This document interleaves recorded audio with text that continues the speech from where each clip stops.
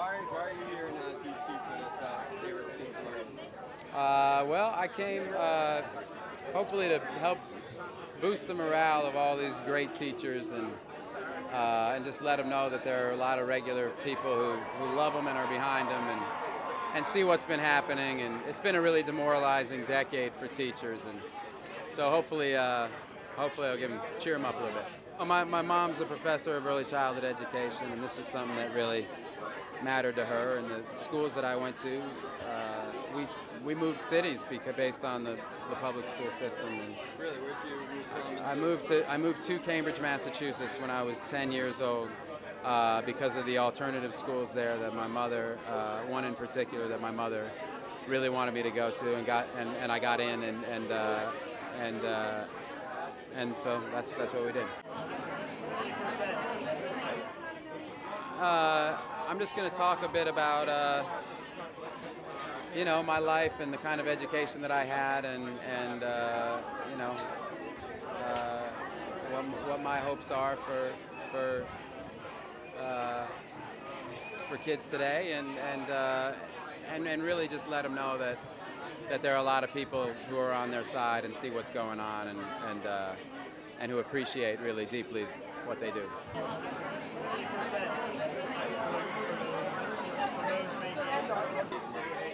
Well, it's a bigger, you know, it's a big question. I mean, I think that certainly the way, you know, there are great charters and there are lousy charters, and there, you know, they don't perform necessarily any better than public schools. I mean, 90% of the kids in our country are in public schools. Only 3% of those are charters. So, you know, you still got to remember the other 87% of the kids in the country are not in charters, and so they can't be ignored. You know, and there are a lot of things, you know, in the charter practice that are disturbing. You know, the co-location thing is a problem. That's really starting to drive a wedge within these communities. I have a friend who works at a school up in Harlem, and there's a charter. It's a co-location, and you know, the charter kids wear different uniforms. The charter kids have better stuff, better materials, better, you know, they have a catered lunch, and they all eat in the same cafeteria, but the charter kids have catered food that's brought in every day.